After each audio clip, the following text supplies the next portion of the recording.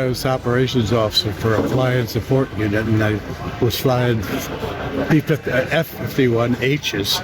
So, and the H's was about 1,000 pounds lighter than the D, and just had a lot of really great performances. I got it almost up to 40,000 feet and on one mission. And then I've transferred into jets, the F-80, our first operational jet, and then to F-80s and the T-33. And about 1954, there was a bulletin that came out requesting volunteers to go to Camp Desert Rock in Nevada to participate in a telecom explosion.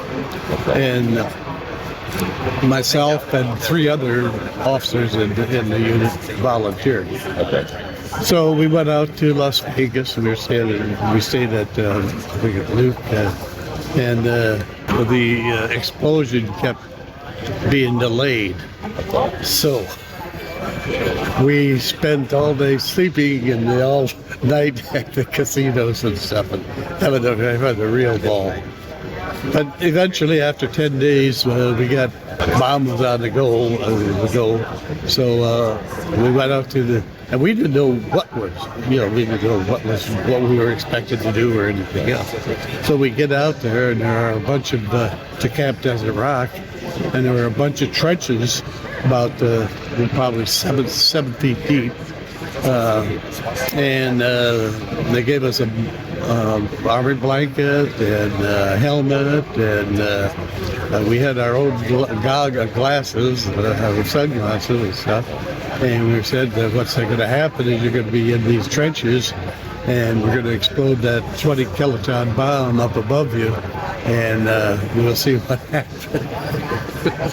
Basically, that's what it was. And anyway, the bomb was on a tower. I don't know how many feet high it was, but it was a 20 kp, about the same size that was dropped on Hiroshima. So we're down in the trenches and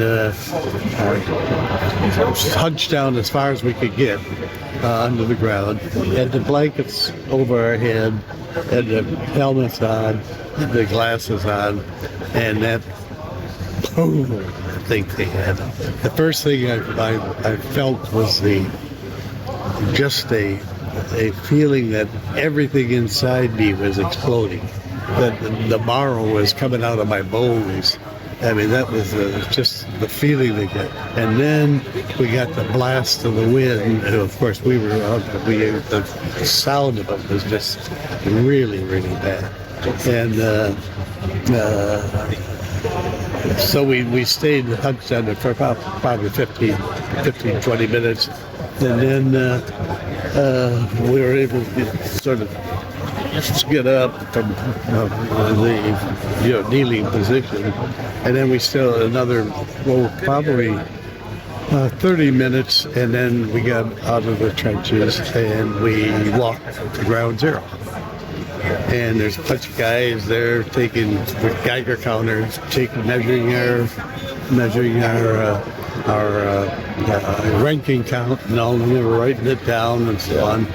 So that was the extent of it. They had this record, and it was really strange later, many years later. Every time I went to Lackland Air Force Base, where they kept our records, I would always see that little card in there. But then in 1972, I was at Lackland for a promotion board meeting. I was one of the, determine whether people got promoted or not. And I went over to check my records, and that card was missing. Okay. So I don't know what happened to it. Yeah. I'm not a conspiracy theorist or anything, but anyway, that was my experience with the atomic bomb. So you volunteered for it before you before you knew what you were actually doing. we knew we were going to Las Vegas. That was the big thing.